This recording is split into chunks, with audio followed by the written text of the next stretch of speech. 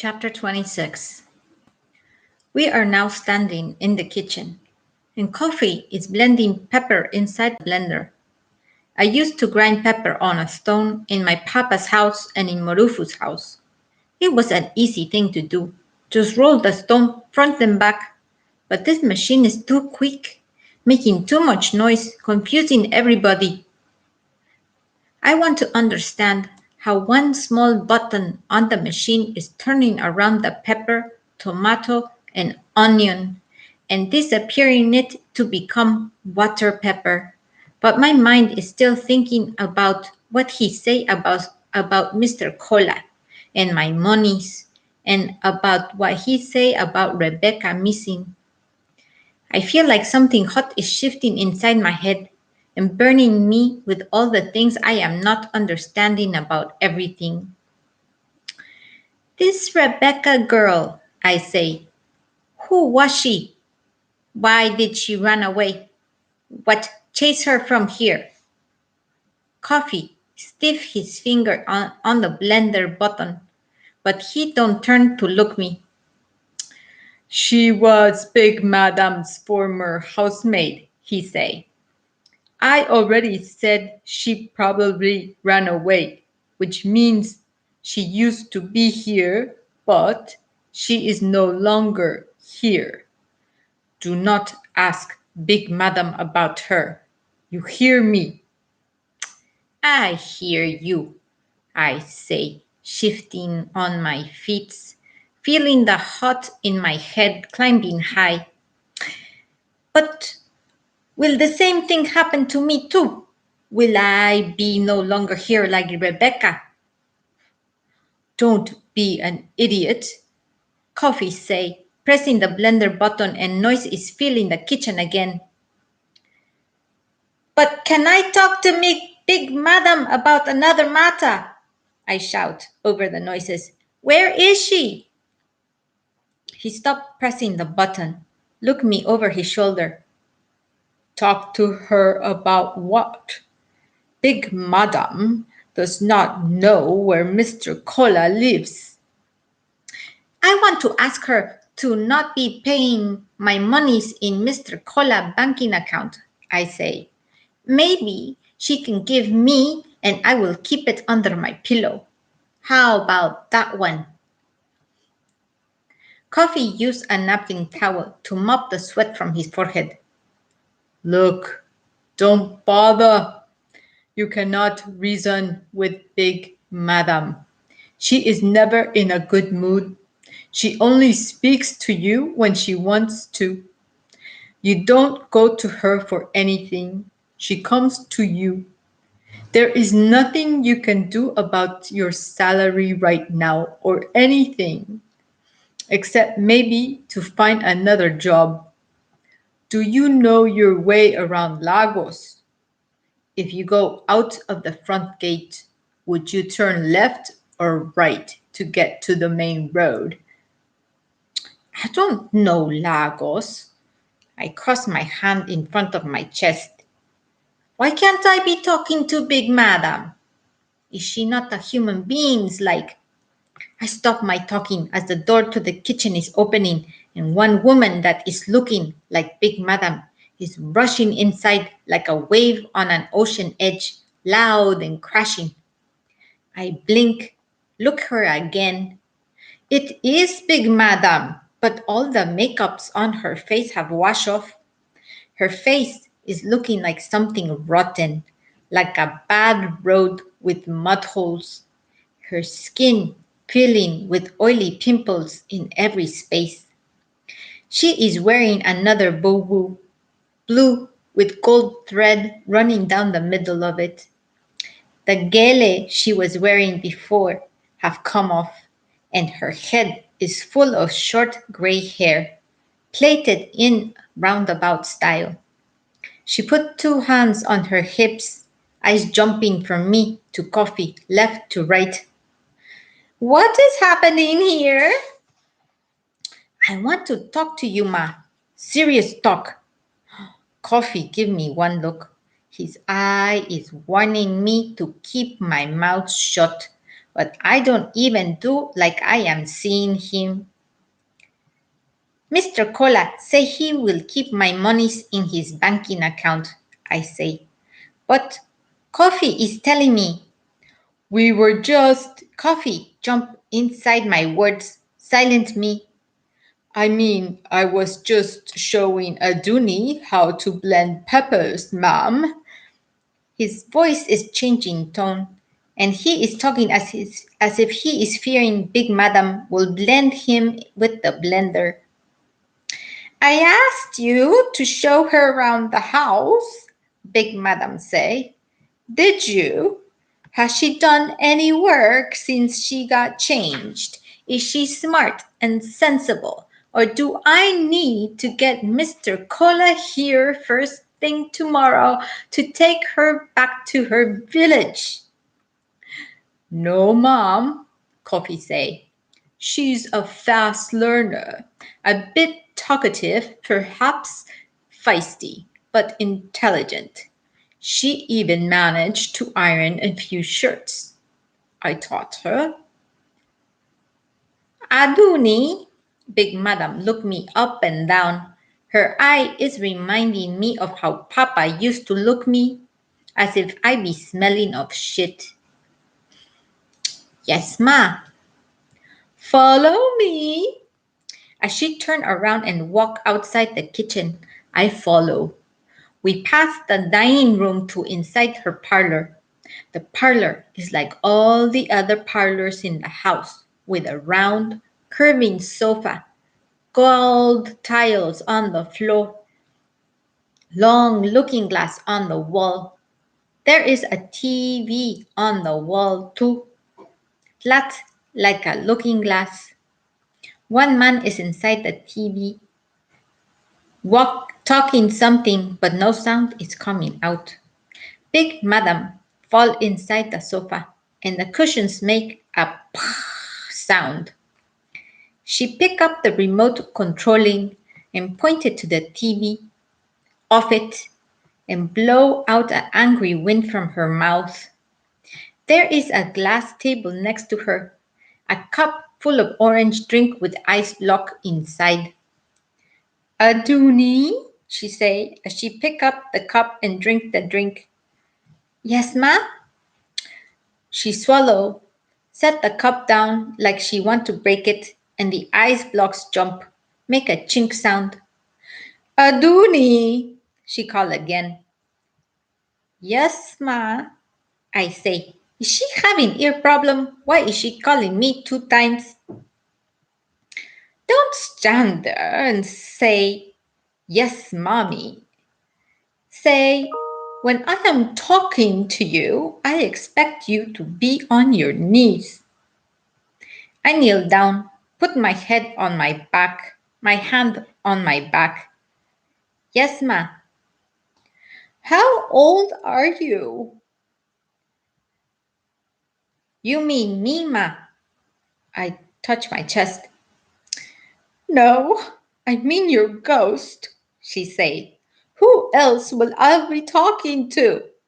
Will I be asking myself how old I am? 14 going 15 years of age, ma.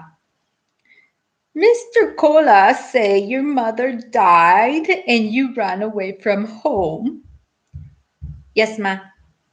Thank God Mr. Cola didn't tell her about Khadija. When did you stop schooling? Primary school, I say. I was managing nearly almost 4 years inside primary school before I was stopping. But I like book and school. Can you read and write? She asked. I am nodding my head yes. She reached down and pulled up one handbag with yellow feather. Looked like somebody killed a fowl. Dip the poor thing inside paint and sell it to Big Madam. She pulled out a biro, bite the cover, spit it to the floor. Give me the biro with no cover. She pulled out a notebook and give me that one too. I collect. Now open the two ears God gave you and listen carefully, she said. You will write a list of things we need in the house and give it to Abu, my driver. He does the shopping in the house with coffee on Saturday mornings. Every 2 weeks on a Friday, go around the house, note what we need, and write it in that notebook. Do you understand? Yes, ma, I say. I don't know what Mr. Cola told you, but I am a very important woman in the society, she say. I have very important clients, presidents, governors, senators. They all wear my fabric. Kayla's Fabrics is number one in Nigeria. Yes, ma. What is concerning me with all these things she is telling me now? Your job is to keep the house clean and tidy and to do what I asked you to do. When you are not working, you stay in the boys' quarters, in your room. Whenever I need you, I will send for you. Understood? Yes, ma, I am understanding. Now, she leaned back in the sofa and stretched out her feet. Massage my feet. Like how? I ask. She is turning her hand this way and that as if she is molding clay. Use your hands and rub my feet and my toes. Massage it. I look her feet, skin like dry cement with white cracks on the side of it, and shake my head inside of me. With all the monies she is having, her feet be like she work on a building site from morning till night with no shoes. I hold her 2 feet, twist my nose from the smell as I am using my hands to press the ankles this way and that. I am wanting to ask her about Mr. Cola and my monies, but when I look up at her, she is closing her eyes. Soon she be snoring, her throat making a noise like the blender in the kitchen. I am like that for 15 minutes when the door to the parlor opened and one man, which I am thinking is Big Daddy, enter. The man is reminding me of when a balloon have just burst. The shape of it when the air inside is coming out. Big Daddy looked like he is having air in the top half of his body and no air in the rest bottom half. He is wearing a white agbada with a cap on his head. His skin is the brown color of new potato, and around his mouth is full of gray hairs. There is eyeglass sitting on his nose and behind it. I can see his eyeballs wide and red, jumping as if he didn't have focus. He staggered front, knocked the side of the TV before he come to my side. Who is this one now? His voice is dragging, like Papa's voice when he drink too much. Evening, sir, I say. Aduni is the name. New housemaid for big madam. Aduni. Dunilicious. He licked his lips, tongue climbing over his mustaches. Beautiful name for a beautiful girl. He touched his chest, show a handful of plenty hair, thick and curling. I am Chief Adioti, the one and only, but you can call me Big Daddy. Say it. Let me hear. Say Big Daddy. Big Daddy, I say. The man is making me discomfort. I shift. Look, big madam, but the woman is sleeping. I shake her leg, but she just changed the gear of her snore, make it even more louding. Big madam, I pinch her feet. Big daddy is asking of you. Big madam didn't answer. She is just eating the air and snoring. I tell you true, if I carry that TV and smash it on top of her head, I don't think she will wake. It's like she have dead.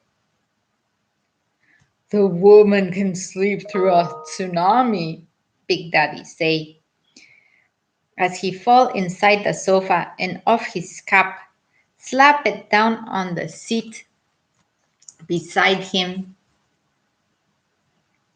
He off his eyeglass, blow air inside of it and wipe the glass with corners of his agbada before he is putting the eyeglass back on his nose. What is your name again? Aduni Sa. Ah, Aduni. Wonderful name. Thank you, Sa. How old did you say you were? I didn't say my age to you before, Sa. I say. He laughed. Show teeth that is missing one in the bottom. Sharp mouth, huh? I like that. I like that a lot. Okay, let me ask properly. How old are you? I tell him 14 going 15, huh? That makes you what? Nearly 16 going 17? Almost an adult. Not so innocent. No, sir, I say. My name is Aduni, not innocent. Big Daddy throw his head back and laugh again, rubbing his big hand on his belly. An ignoramus of the highest order. Come on, Aduni, humor me some more. What else have you got in store? Nothing inside the store, sir, I say, just as Big Madam is jumping awake. She is looking around the parlor like she lost and just find herself in a dark forest. Aduni, she say, looking me down. Did I fall asleep? Yes, ma, I say. Big Daddy have come back. She look up, see Big Daddy, blink her eye. Welcome back, Chief. How was the journey? Aduni, go and tell Coffee to serve dinner. Tell him to squeeze some more orange juice. Her feet is still in my lap. I didn't sure whether to remove it or be waiting for her to remove it. What are you staring at? She shout. Get up! Your feet, ma, I say. She collects her feet, slap them on the floor.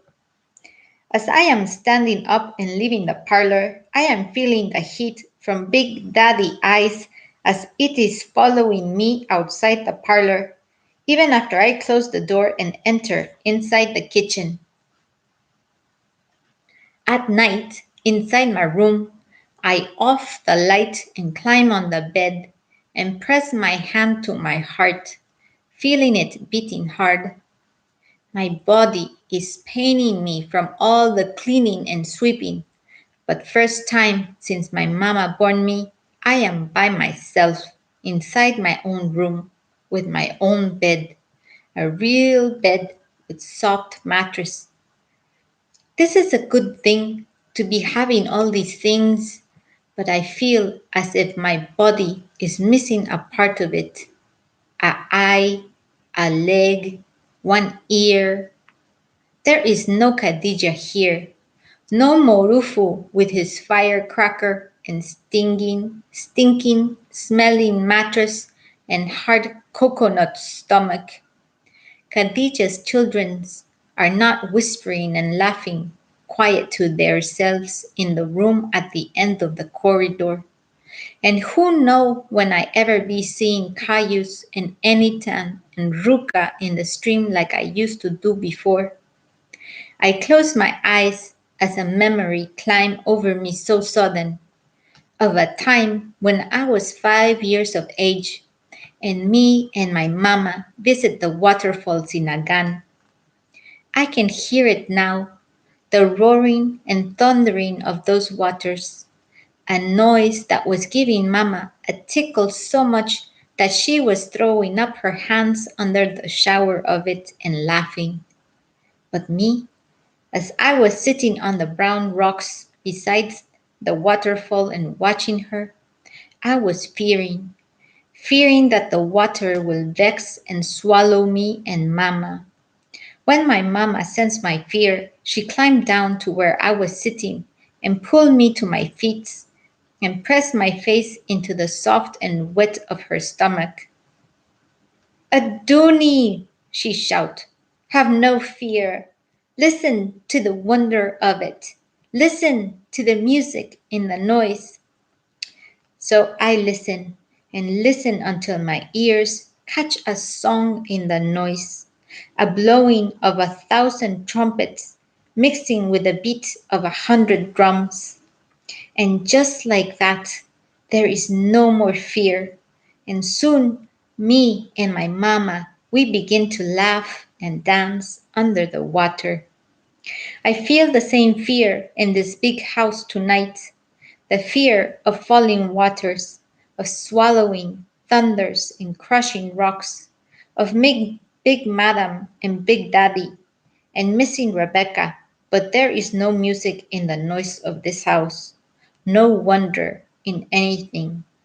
There is no mama to sense my fear and stop it when I close my eyes and try to sleep.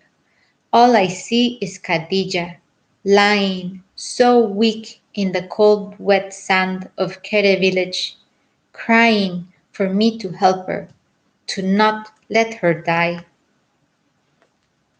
End of chapter 26.